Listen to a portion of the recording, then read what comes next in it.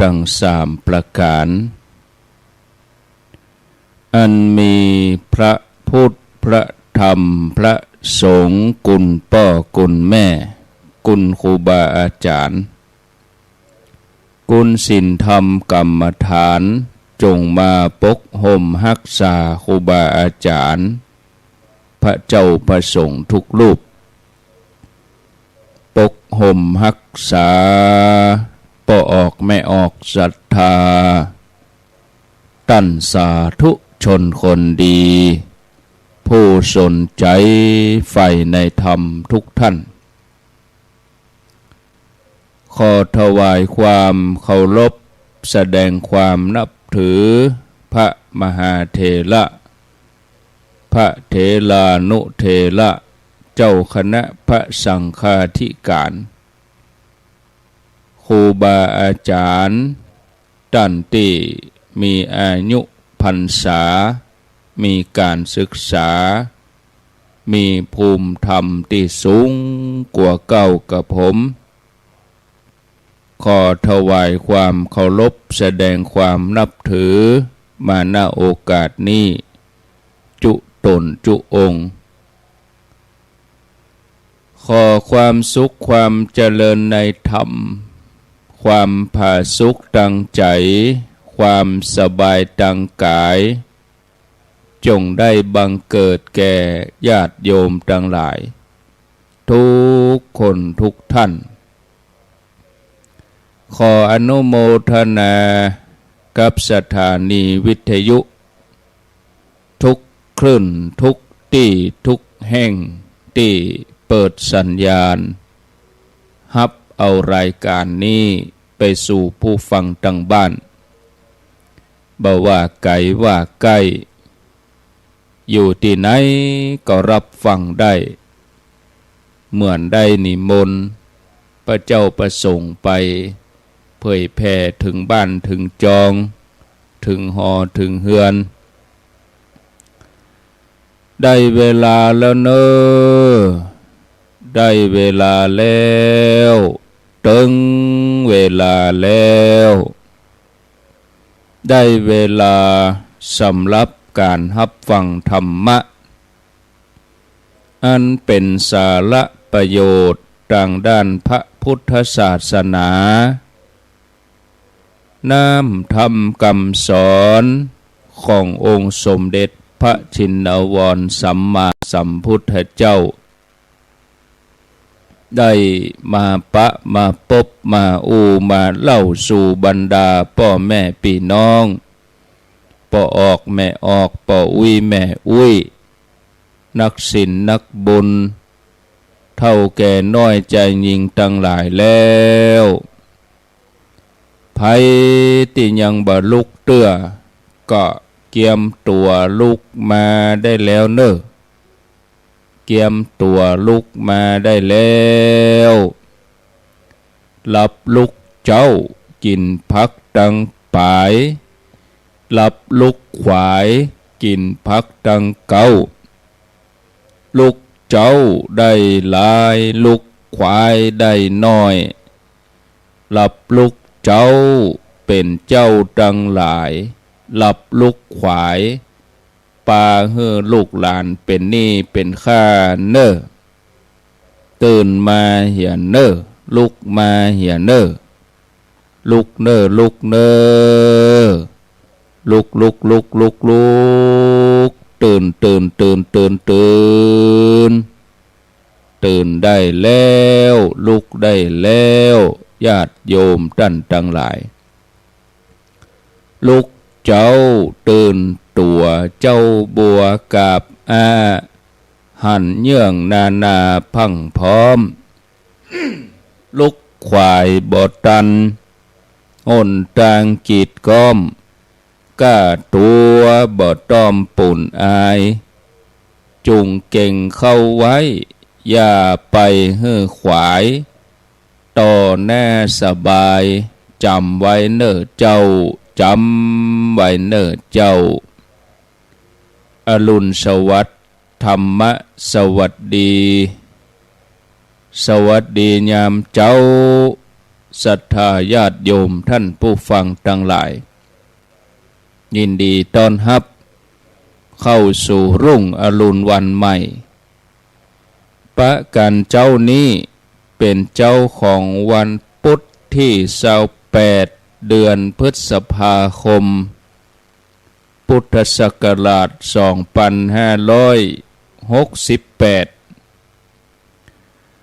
วันนี้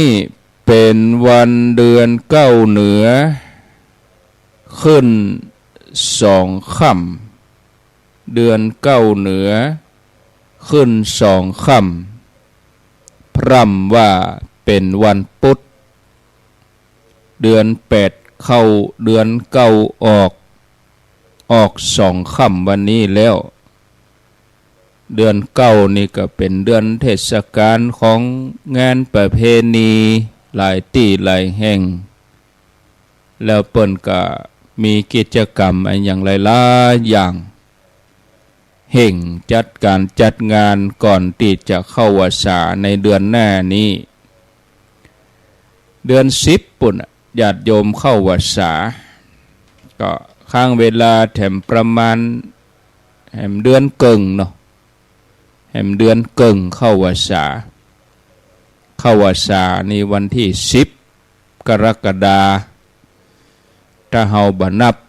เดือนนี้ก็เหลือเวลาแถมเดือนเกิงเดือนพฤษภาคมนี่เหลือเวลาแถม3 วันพฤษภาคมนี่มี31 วันวันนี้วันที่28เหลือเวลาแถม3 วันสิ้นเดือนห่างหายจากรายการไปเมินบางเจ้าก็เอาเทปมาเปิดเนื่องจากว่าซุ้มเสียงก็ยังบ่ปกติดีเตื้อญาติโยมสังเกตเวลาฟังอาตมานี่ก็จะกระแอมกระไอจะย่างจะยุดเป็นครั้งน้ำอุ่นน้ำห้อนนี่ก็ตึงบัดละเมื่ออาทิตย์ก่อนนี่โอ้กินยาแก้ไอปอมเมายาแก้ไอกาเสือดาวยาอมกาบันนาวกาโอ้กินสปะมันก็บ่เมื่อยบ่ไข้อย่างนะญาติโยมแต่ว่ามันระคายเคืองเจ็บคอเปิดห้องว่าวัดลงคอตั้งแต่วิสาขบูชามาแล้วโดกี่วันแล้วนี่ได้จะเป็นเกิงเดือนมานี่แล้วตั้งแต่วันที่10-11 พฤษภาก็ใจเสียงตลอดบ่ได้อยู่ได้ย่างเสียงนั่นก็คือเสียงสวดมนต์บางทีเปิ่นนิมนต์3 ตน 5 ตนเนี่ยถ้าเฮาสวดก้อยมันก็สวดก้อยมันก็ยังได้เสียงมันก็บ่เข้ากันก็ต้องเปล่งเสียงดังน้อยบางทีตามงานก็ไปใจอุปกรณ์ก็คือไม้บางทีคนอีใจหยื่นให้คนนั้นใจหยื่นให้คนนี้มันก็อาจจะติดวัดติดไข้กันมาแต่อาตมานี่มันเป็นไข้นะ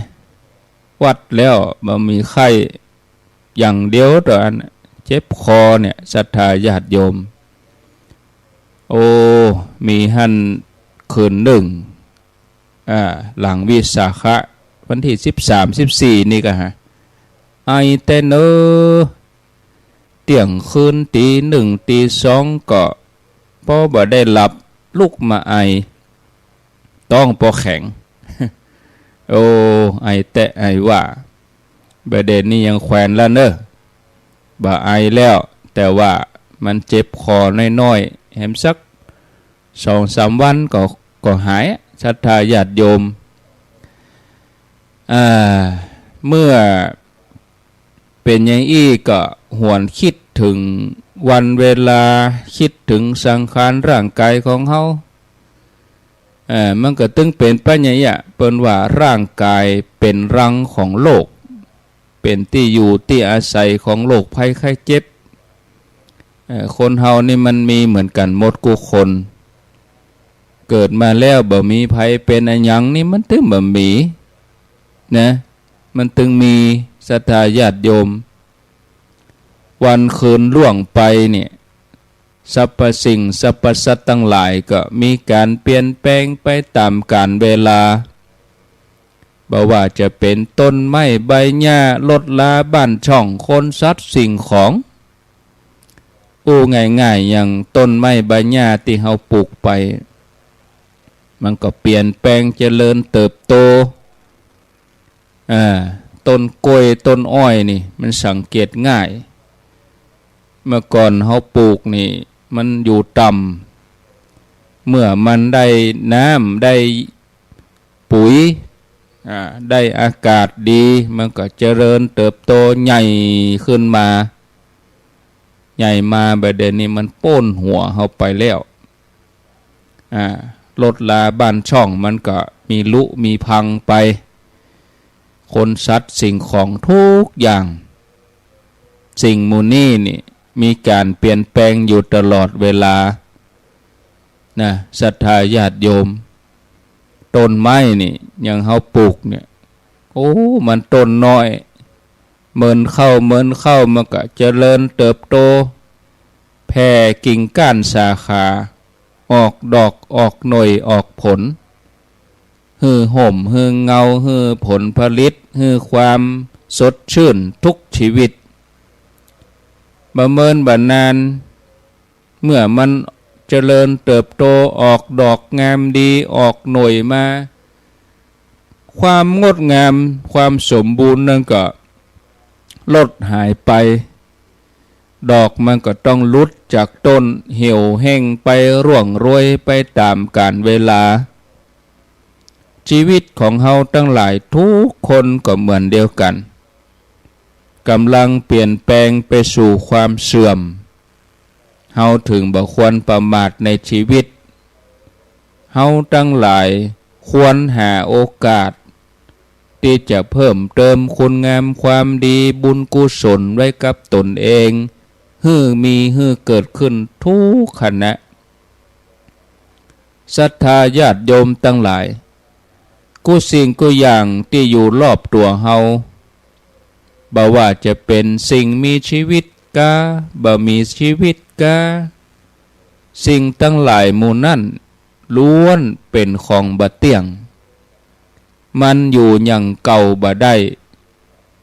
เปิ้นฮ้องว่ามันคงสภาพเดิมบ่ได้มันต้องเปลี่ยนแปลงบ่เมินบ่จ้าก็จะต้องเปลี่ยนแปลงไปเพราะว่ามันบ่ใจตัวตนติเต้ที่เฮาได้หันที่เฮาได้ยินที่เฮาได้ถูกต้องสัมผัสทุกสิ่งอย่างล้วนบ่เที่ยงมันเป็นทุกข์เป็นอนัตตาเฮาจะเอาสาระจากมันได้อย่างใดสิ่งเหล่านี้ก็คือเฮาพิจารณาว่าสิ่งต่างๆเนี่ยถึงหมดบ่ควรที่จะไปยึดมั่นถือมั่นไปหลงเพลิดเพลินเพราะว่าสิ่งเหล่านั้นมันทำให้เฮาสุขผ่องทำให้เฮาทุกข์ผ่องบางวันเฮามีก็ทำให้เฮามีความสุขบางเตื้อเฮาพิจารณามีแล้วก็เกิดความทุกข์มันเป็นอย่างนี้ศรัทธาญาติโยมวนเวียนกันไปกะเดียวก็ดีใจกำเดียวก็เสียใจกะเดียวก็ม่วนใจกำเดียวก็ทุกข์ใจดีใจเสียใจทุกข์ใจสุขใจเวียนวนกันไปอย่างนี้นะเพราะว่าเฮาบ่เข้าใจคำว่าอุเบกขาเฮาบ่เข้าใจคำว่าปล่อยวางแต่องค์พระสัมมาสัมพุทธเจ้าพระองค์สอนแนะนำให้หมู่เฮาทั้งหลายได้หันแจ้งสิ่งหมู่นี้ให้ปล่อยวางมายินดียินให้ ในสิ่งที่มั่นใจสาระแก่นสารพิจารณาอยู่ในใจตลอดนะศรัทธาญาติโยมบอกว่าจะมีอันยังเกิดขึ้นก็ตามเปิ้นฮื้อแปลงใจมั่นบ่หวั่นไหวบ่สนใจยินดียินให้ในเรื่องราวต่างๆที่ผ่านเข้ามาตังโสตประสาทตังอายตนะบอกว่ามันผ่านตั้งตา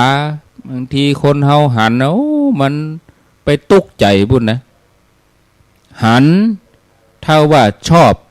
มันก็ไปประกอบใจพุ่นปรุงที่ใจพุ่นบางทีหันแล้วบ่ถูกตาบ่จับตาตัวเก้าก็มาตุกอยู่คนเดียวอันนี้ก็มันเข้าตังประสาทตาบางทีมันมาพร้อมกันตึงตาตึงหูนะมันเข้าตังหูบ่ถูกหู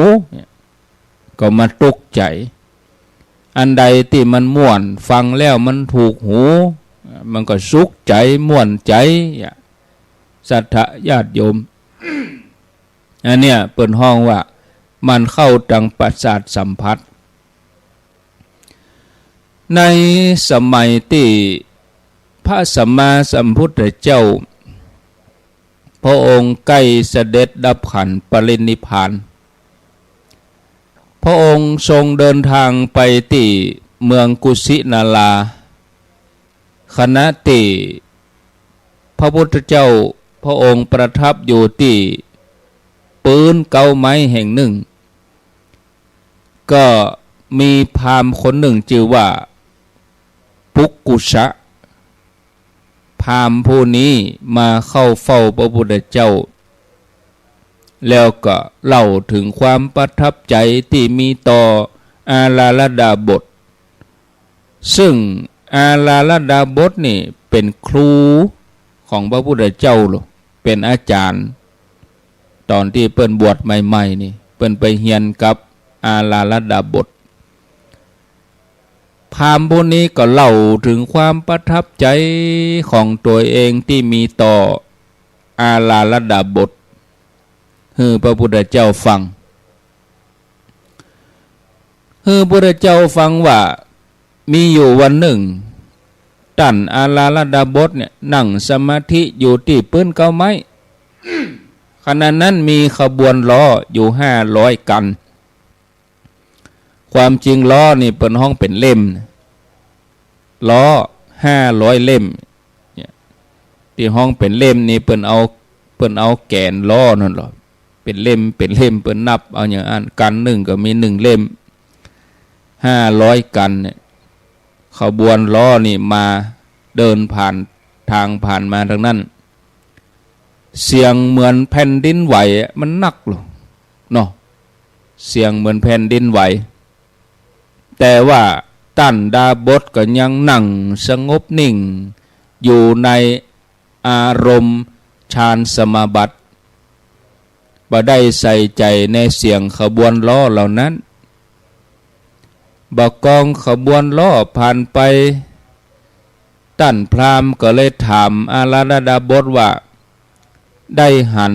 ขบวนล้อผ่านไปก่อท่านดาบทก็บอกว่าบ่หันแล้วก็บ่ได้ยินอะไรอย่างเลยปุกสุกะก็ชื่นชมอาลาลดาบทว่าโอ้ดีท่านเป็นผู้ที่วางใจเป็นกลางเป็นผู้ที่มีอุเบกขาธรรมปล่อยวางทุกสิ่งได้เมื่อพระพุทธเจ้าได้ฟังแล้ว พระองค์ก็ตรัสเล่าถึงความที่พระองค์เป็นผู้มีอุเบกขาธรรมเหมือนกันโดยที่พระองค์ตรัสถึงสมัยที่พระองค์ประทับอยู่ที่เมืองอาตุมาขณะที่พระพุทธเจ้าเดินจงกรมอยู่ที่โฮงสีเข้าตอนนั้นได้เกิดพายุเกิดลมหลวงพายุใหญ่ฟ้าแมบฟ้าห้องเป็นระยะ ก็มีเจ้านา2 คนพี่น้องแล้วก็งัวแฮม4 ตัวโดนฟ้าผ่า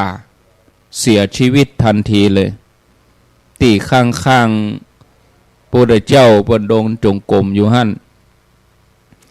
เมื่อฝนหยุดตกคนตั้งหลายก็ป้ากันช่วยเก็บศพของเจ้านาแล้วก็งัวที่ตายเอาไปเผาพระพุทธเจ้าพระองค์ก็เสด็จออกจากโฮงสีเข้ามาเพื่อจะเดินจงกรมในที่แจ้งพระองค์ก็ถามคนตั้งหลายว่ามาชุมนุมอะไรอย่างกันที่นี่เจ้าบ้านก็กราบทูลว่าเมื่อสักตะกี้นี่ขณะที่ฝนตกนักเกิดฟ้าผ่าเจ้านา2 คนเป็นน้องแล้วก็งัวแถม4 ตัวตาย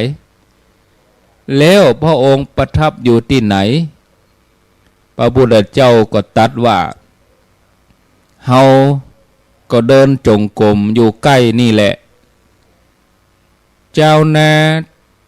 ก็ถามว่าแล้วพระองค์บ่ได้ยินเสียงฟ้าผ่ากะพระพุทธเจ้าก็เฮาบ่หันบ่ได้ยินเสียงอะหยังเจ้านาก็ถามด้วยความสงสัยพระองค์บรรทมรับกาถึงบ่ฮู้เหตุการณ์ที่เกิดขึ้นนี้พระสัมมาสัมพุทธเจ้าก็ตรัสว่าเฮาบ่ได้หลับ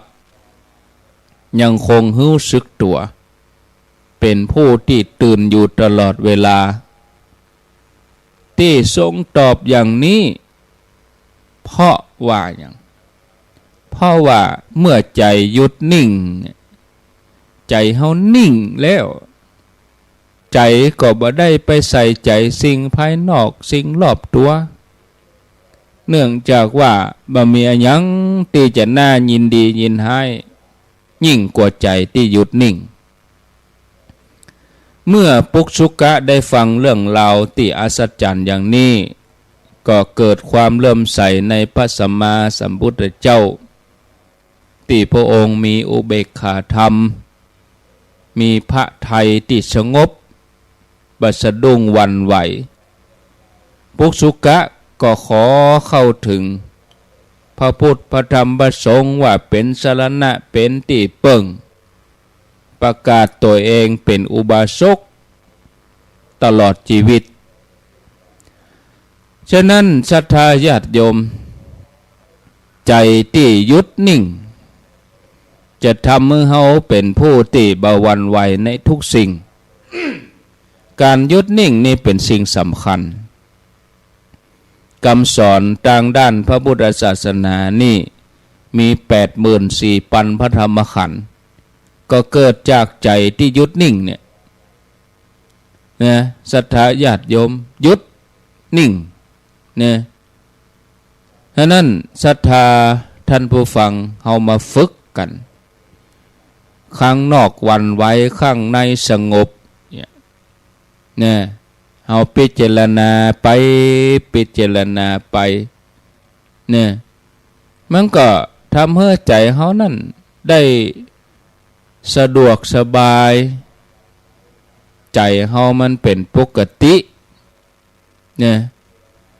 สรรพสัตว์สรรพสิ่งทั้งหลายที่อยู่บนโลกนี้เนี่ยก็ยังต้องเวียนว่ายแต่เกิดอยู่ในวัฏสงสารต่างก็แสวงหาความสุขแต่ส่วนนักจะพบแต่ความสุขที่มันเป็นอามิตรคือความสุขที่มันเจือปนด้วยความทุกข์อยู่เพราะว่าอิงอาศัยวัตถุสิ่งของ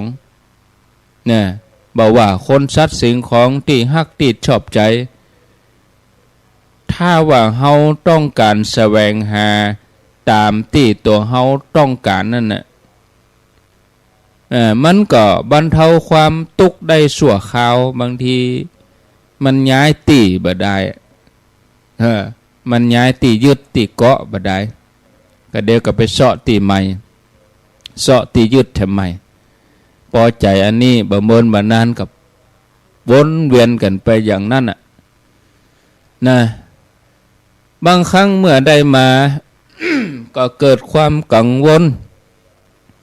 กลัวมันลุมันเสียกลัวมันจะจากเฮาไปก็จะต้องดูแลรักษาแทนที่จะมีความสุขกับเพิ่มทุกข์ขึ้นมาเนี่ยถ้าเฮาสูญเสียสิ่งนั้นไปศรัทธาญาติโยมท่านสาธุชนถ้าว่าเฮาได้ประพฤติปฏิบัติอย่างน้อยศรัทธาญาติโยมก็ทำเมื่อเจ้าตื่นมาก็ปฏิบัติอย่างน้อยหนึ่งค่ำมาก่อนจะหลับจะนอนก็ปฏิบัติอย่างน้อยหนึ่งไหว้พระสวดมนต์เจริญจิตทำสมาธิอันนี้มันจะก้อยปรับใจของเฮานะปรับจิตปรับใจของเฮามันย่นย่อโหนตางเข้ามาหรอศรัทธาญาติโยมนะอันตั้งหลายที่มันเป็นของภายนอกเฮาก็คือว่าเป็นสิ่งอำนวยความสะดวกอยู่กับเฮาเพียงจาดนี่ต่ออันนะเมื่อถึงเวลาเฮาก็ละทิ้งทุกอย่างหมดไปเหมือนก้อนเสมหะที่เฮาขากทิ้งบนผืนดินบ่ต้องอะไรอาวรเอาเข้ามาอย่างแถมเนาะศรัทธาญาติโยมพระพุทธเจ้าของเฮานี่ เปิ้นได้สั่งสมบุญญาบารมีเปิ้นฝึกปล่อยวางสละอารมณ์ข้ามภพข้ามชาติถ้าเฮาตั้งหลายมันฝึกหัดพิจารณาเนาะเอาก็ทำมือเฮาบ่ยึดติดบ่ยึดมั่นถือมั่นในสิ่งต่างๆในโลกรู้จักปล่อยวางสิ่งที่อยู่ภายนอกตัว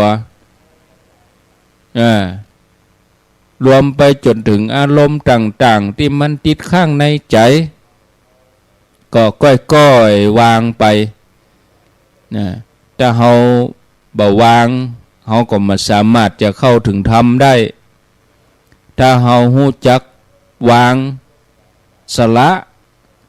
อย่างที่มันติดขัดอยู่เฮาจะปล่อยวางแล้วก็เข้าถึงธรรมได้ง่ายบางทีมันจัดปฏิบัติว่าติดตัณหาติดตัณนี้ข้ามมาป้น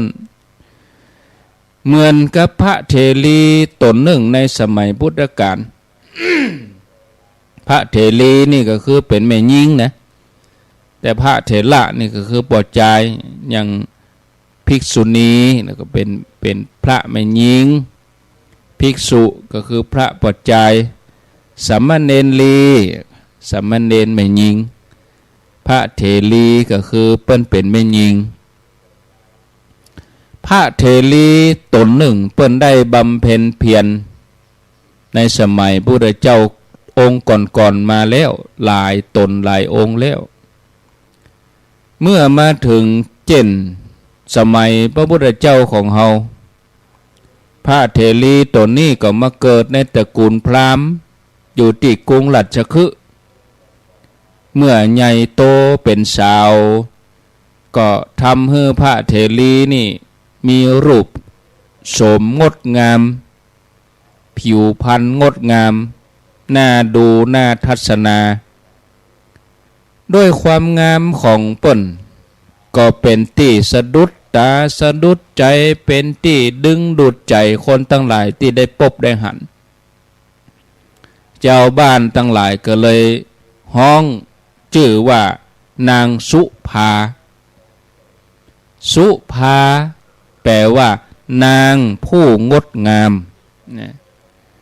ถึงแม้ว่าท่านจะเกิดในตระกูลพราหมณ์แต่ว่าเปิ้นมีความเลื่อมใสในพระพุทธศาสนา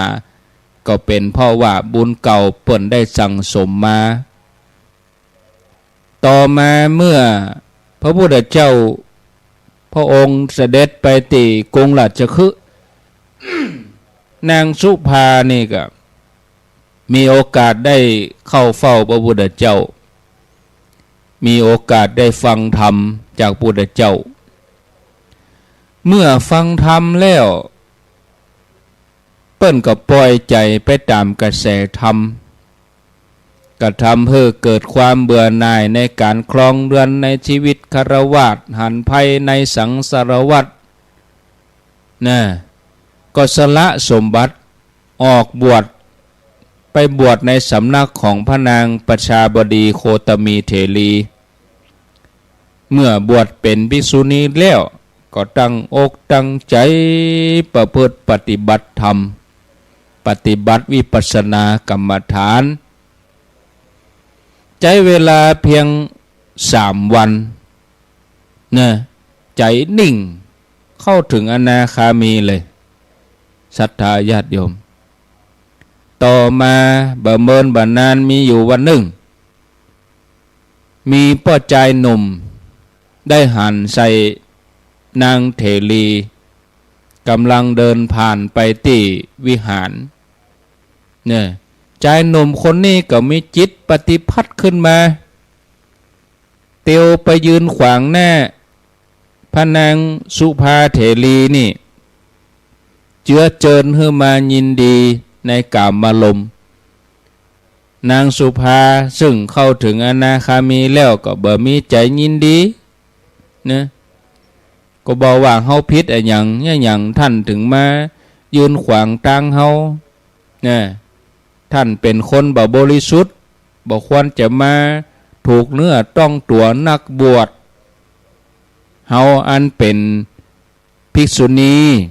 เฮาบริสุทธิ์ด้วยสิกขานะจะได้ท่านถึงมาขวางทางมีจิตใจขุ่นมัวอย่างนี้ชายหนุ่มคนนั้นเมื่อได้ฟังกรรมของพระเถรีแล้วก็บ่ละความพยายามก็ยังพยายามที่จะจักจวนพระนางเถรีนี่เข้ามาเสพเมถุนธรรมเนี่ยก็บอกว่าเธอยังสาวยังสวยการบวชมีประโยชน์อะไรยังเนี่ย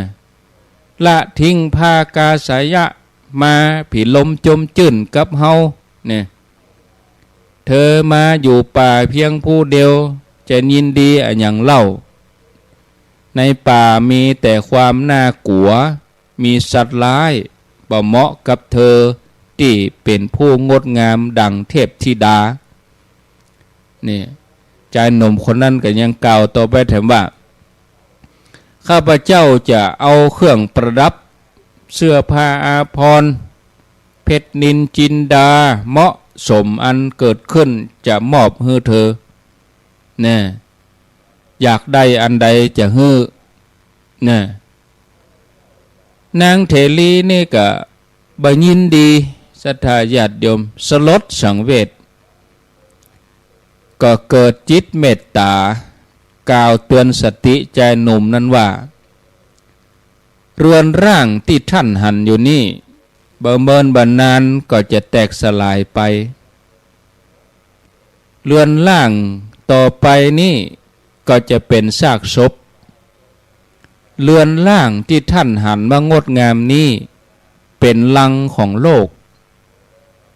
เป็นสถานที่ดุจดังป่าช้า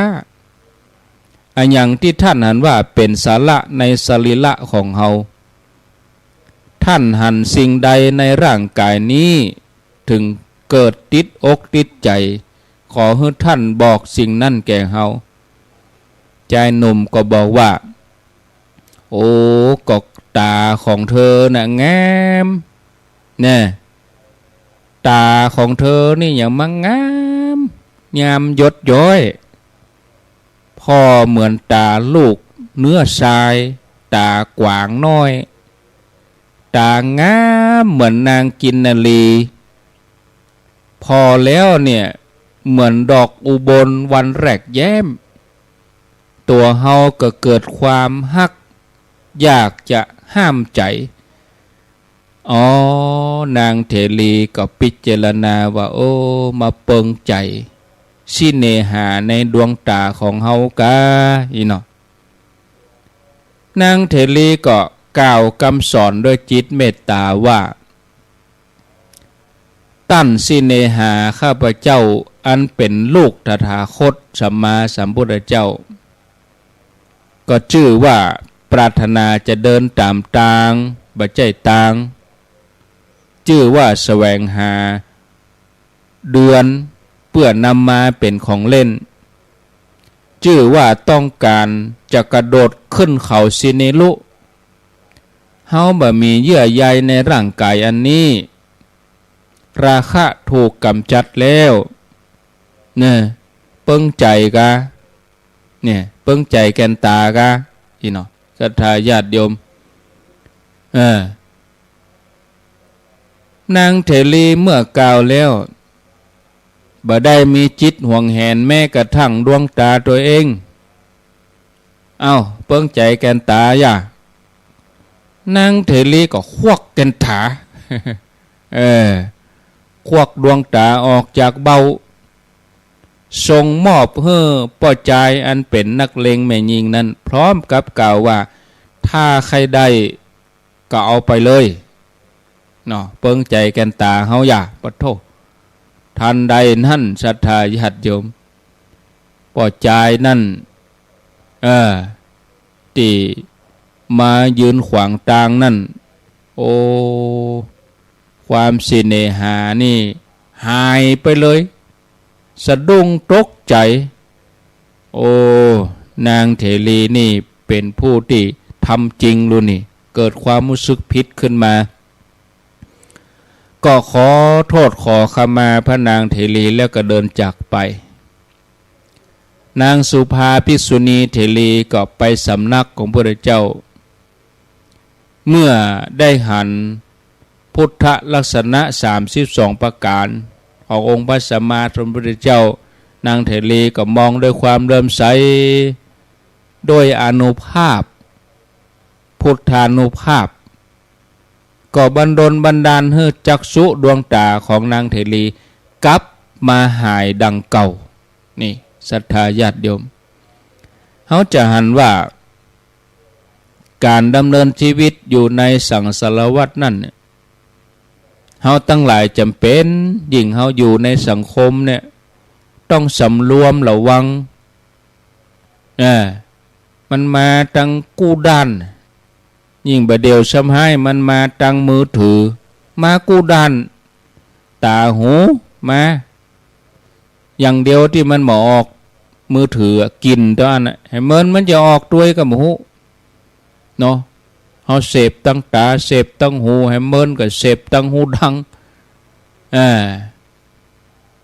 เฮาจะไปให้มันมาครอบงำใจของเฮาเนี่ยเฮาเอาตัวร่างกายของเฮาเนี่ยมาสร้างบุญกุศลให้เต็มที่นะคือตานรักษาศีลเจริญภาวนาฝึกเอาศรัทธาญาติโยมฝึกตัดใจจากคนสัตว์สิ่งของทั้งที่เป็นของฮักบ่เป็นของฮักอันยังก็จังถึงเวลาก็ต้องปล่อยวางทั้งที่ชอบใจบ่ชอบใจเนี่ยพอถ้าเฮามีความพร้อมนักเฮาก็จะมีความตุกน้อยแต่ถ้าเฮามีความพร้อมน้อยเฮาก็จะมีตุกนักเวลานั้นมันมาถึงเฮาอีนะดังนั้นเฮาก็จะต้องเตรียมพร้อมถ้าเฮาบ่ได้เตรียมพร้อมเลยเนี่ยโอ้เฮาก็จะดำเนินชีวิตอยู่ในสังสารวัฏนี่ด้วยความทุกข์ยากลำบากการหาโอกาสหาเวลามาประพฤติปฏิบัติมันเป็นของสำหรับเฮาเองจะไปเอาก็ฟังอย่างเดียวอย่างที่ญาติโยมเขาฟังครูบาอาจารย์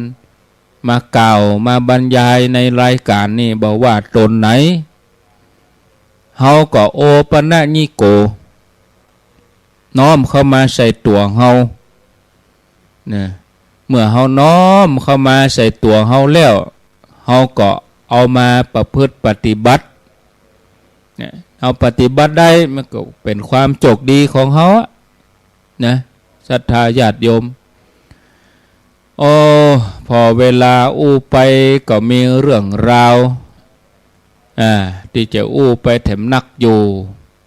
ก็หันว่าพอสมควรแก่เวลา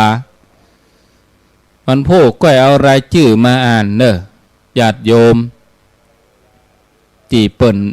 ฝากห่วมบุญตั้งแต่มนละนี้ตั้งแต่มนแล้วโยมเปิ่นมาทำบุญที่วัดโดยไปปะกันที่งานลำปางก็มีที่ไหนแฮมฮะ7 ลิ้นดอกตั้งแต่วันที่15 พฤษภามาละวันพัดไปงานทำบุญสัตมวาน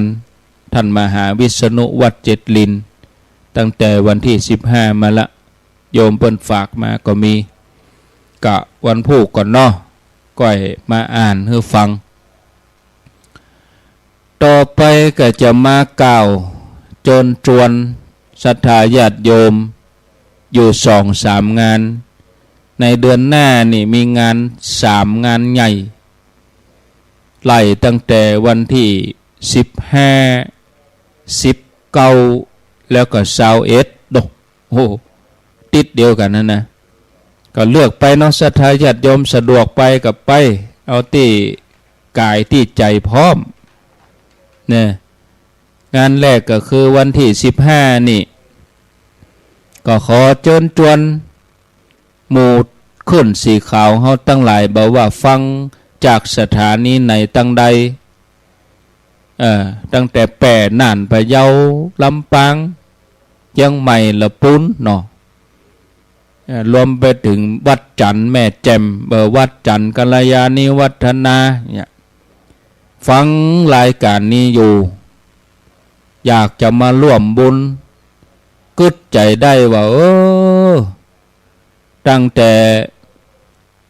เฮาทำบุญมานี่บอกว่าจะต้านอะไรยังบอกว่าทำบุญยังเฮามีโอกาสที่จะได้ร่วมเป็นงานใหญ่งานหลวงกิจกรรมบางศิลาฤกษ์สร้างเจดีย์หรือว่าเฮาเคยไปทำที่อื่นแต่ว่าสถานที่บางทีก็เฮามีโอกาสได้มาร่วมกันมันไหนได้มาร่วมกันสักครั้งหนึ่งอันที่ก็ไปส่วนตัวพ่องอันนี้มันเป็นการรวมตัวของหมู่ศรัทธาเฮาทั้งหลายที่มีความเลื่อมใสในพระพุทธศาสนามีจิตศรัทธาต่อพระรัตนตรัยกายพร้อมใจพร้อมวันที่15 มิถุนายนต่างคณะศิษยานุศิษย์พระเดชพระคุณหลวงปู่พระพรหมมงคลหลวงปู่ทองสิริมังคโลแม่จันฟองกิ่วแก้วพร้อมลูกหลานแล้วก็แนะนำขึ้นสีขาวเฮาตัวเนอถึงมดถึงหมู่นี่ไผจะมาร่วมบางศิลาฤกษ์เปิ่นจะสร้างเจดีย์ที่วัดดับไพเมืองเชียงใหม่วัดดับไพนี่ก็เป็นวัดหนึ่งวัดสำคัญที่เปิ่นจังไปกันไผมีความทุกข์ความฮ้อนก็ไปวัดดับไพอีกไผที่มีเคราะห์มีหยังก็ไปวัดลอยเคราะห์อย่างนี้ไผใครมีโจกมีใจก็ไปวัดชัยมงคลเนี่ยเปิ่นว่ากันแต่หาเมินนี่ถ้าว่าบางศิลาฤกษ์แล้วถ้าว่าโอกาสจังหน้าเวลาเปิ้นจะบรรจุพระธาตุก็เปิ้นจะทำบุญฉลองก็เฮาอาจจะปาศรัทธามาวัดมงคล9 วัดในเมืองเชียงใหม่อย่างที่ว่าน่ะวัดดับไพวัดลอยเคราะห์วัดชัยพระเกียรตินี่ก็ได้ที่เฮาเมาไปเอวตั้งอื่นตั้งไก่วัดงามวัดมีคุณค่าวัดกู่บ้านกู่เมืองเชียงใหม่เฮาบ่ล่ำได้มาไหว้มาสาไปแผ่วในแผ่วเบานะอันนั้นก็ขอเชิญชวนเนอะวันที่15 มิถุนายนก็เฮือรวมตัวกันแล้วก็แจ้งมาเตี่ยตมาบัดเดี๋ยวนี้มีอยู่80 กันแล้วรถตู้แล้วก็รวมตัวกันแฮมเช้าเนาะที่แจ้งเข้ามานี่บัดเดี๋ยวนี้มี80 กัน ก็รวมตัวกันมาก็รถนี่เอาในพื้นที่หั่นเลยไผอยู่เมืองฝางก็เซาะรถเมืองฝางฮะเนาะไผอยู่แม่แจ่มก็เซาะรถแม่แจ่มไผอยู่จอมตองก็เซาะรถจอมตองแล้วก็โทรมาหาอาตมาบอกว่ารถเขาเอาก่ารถต่อใดก็จะมีก่ารถทื่อก่ารถก็เป็นรถตู้นะมันสะดวกดีถ้าเป็นรถโดยสารนี่อินดูคนเฒ่าเคยเอาไปที่ไหนเมื่อก่อนเอาไปแม่แจ่มกะรถคิวรถสองแถวเนี่ยมันขึ้นดอยแล้วก็เวลามันเล่งควรมันย้อนเข้าคนเฒ่าเมาหัวรถโดยสารนี่นะอันนี้เขาก็เดินทางเขาก็ใครคือคนเฒ่าได้เดินทางได้ทำบุญม่วนอกม่วนใจก็ปากันมาไปเดี๋ยวนี้เรือแหมเช้ากันเนอะเมืองฝางได้5 กะ 6 กะก็บอกมาเจียงไฮ้แม่สายแม่สวยลำปางอย่าเดี๋ยวนี้หมู่ใกล้นี่เพิ่นได้แล้วนะอาตมานั่งเขียนนั่งอย่างตะวานี่ตอนแรกมี30เพิ่มเข้ามา60 50เดี๋ยวนี้80แล้วเขาก็มีขีดจำกัดว่า100กันแต่ถ้าลักเกินกว่านั้นก็เดี๋ยวถามเจ้าภาพเปิ้นก่อน ต้องถามเปิ้นก่อนก็จะมีผู้ใจบุญมีโยมผู้ใจบุญเปิ้นจะหนุนบุญต่อบุญเป็นสะพานบุญให้หมู่เฮาทั้งหลายได้กินตานม่วนอกม่วนใจก็วันที่15บอกผ่านไปวันพุธก็จะมาบอกแห่มกรรมนะครูบาอาจารย์มาโดยศรัทธารวมกลุ่มกันมาเนี่ยมีหัวหน้าเหตุคนหนึ่งแล้วก็ไปเสาะมารวมกันบ้านเฮากะต่างบ้านก็แล้วแต่เนาะแต่คะแนนบอกมาว่าลดกันหนึ่งได้10 คนสายตีนไหนพ่องเนี่ยเดี๋ยวนี้มี80กันละ10 คนก็800ละดูเขาจะเตียวกันเนอะเอารถไปจอดตีวัดพระสิงห์มดมีตีจอดอยู่3 ตีวัดพระครูเมื่อก่อนที่บางศิลาฤกษ์เจดีย์กับหลายท่านก็อาจจะเคยไปที่วัดพระครูท่านก็ได้สัก20 กันเนาะวัดพระสิงห์นี่60-70 กันได้อยู่เอาไปจอดที่หั่นมดแล้วก็ไผหิวข้าวก็จะมีก๋วยเตี๋ยวเลี้ยงที่วัดพระสิงห์หั่นนะเขาไปรวมตัวกันท่านแล้วเขาก็จะเตียวเดินขบวนไปในนามศรัทธาพุทธศาสนิกชนครูบาอาจารย์ได้กินตานห่วมกันก็จะมีกันเดินไปจากวัดพระสิงห์ไปวัดดับไพก็500 เมตรพระเนนประมาณ100 ตนศรัทธาเขาก็800 คนรวมกัน900ก็ปันปลายถ้าวันนี้วันผูกก็ฮือตึกวันที่5 มิถุนาก็คือวันเสาร์อาตมาก็มีเวลาได้กล่าวแหม2 ติดนี้กับติดหน้าเนาะก็คือเข้าใจบอกไว้นะหมู่อื่นเพิ่นเกียมกันแล้วก็ฮือใส่ชุดขาวมดนะชุดขาวที่เฮาไปวัดนะกะเอาจ้องไปตัวเนาะเอาจ้องไปตัวเกียมไว้หั่นน่ะมันฮ้อนแดดออกก็กันแดดฝนตกก็กันฝนเราคงเมียมาไปถึงนั่นนะเนาะฝนคงเมียก็รวมตัวกันมาเนอะวันที่15แล้วแถมงาน1 วันที่19อันนี้ต่างคณะสงฆ์อำเภอฝางแม่อายชัยปราการเปิ้นจะมาวางเสียละเลิกสร้างสถานที่ปรินิพพานที่ พุทธมณฑลนะก็เชิญชวนญาติโยมเขามาร่วมกันตั้งฝั่งแม่อาชัยประการนี่เปิ่นเอาวัดละ1 กันรถวัดเปิ่นมีเป็น100พุ่นกะรวมกันน่ะเป็น200บ่กะ3อำเภอนี่เปิ่นเอาวัดละ1 กันรถอันนี้เรื่องคนเรื่องอย่างนี้มีปัญหากะ3 อำเภอนี่ก็ตึงนักตึงหลายคนก็หลายร้อยอยู่วันที่19เนี่ยแต่ถ้าเฮาตั้งหลายอยู่ใกล้อยู่หิมอยู่ในเมืองเฮามีโอกาสเฮาก็มาเมื่อแล้ววันที่19 พฤษภาก็อำเภอเมืองอำเภอสำเบิงอำเภอกัลยาณิวัฒนาอำเภอเป้าเจียงดาวเวียงแหงเปิดก็วางชีละเลิกไปคนก็หลายอยู่19 มิถุนายนนี่แถมกรรมเนาะ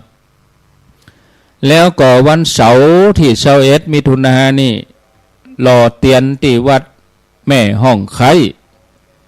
แม่ห้องไคเจียงใหม่วัดตุลุงแดง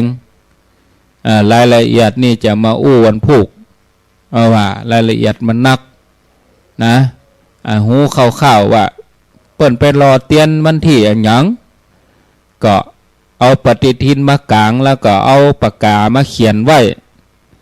15วางศิลาฤกษ์ดับภัย19มาห่วมกับพี่น้องเมืองฝางแม่อายชัยประการ21หล่อเตียนที่วัดแม่ห้องไข่เอาข่าวอย่างนี้กรรมอันจะหลงเนาะเอาแล้วญาติโยมพอเวลาแล้วก็พอสมควรแก่เวลาลาศรัทธาญาติโยมไปก่อนเนาะวันนี้มาตอนมันได้เข้ารายการเนอะจะเฮือตุลุงยองแตนเพราะว่าวันนี้มีการเจริญพระพุทธมนต์ถวายพระพรพระเจ้าอยู่หัวทุกวันที่28ของเดือนแล้วก็ไปเดือนนี้ก็ทำเห็นเนาะลาไปก่อนอายุวันโนสุขังปลัง ท่านกำลังติดตาม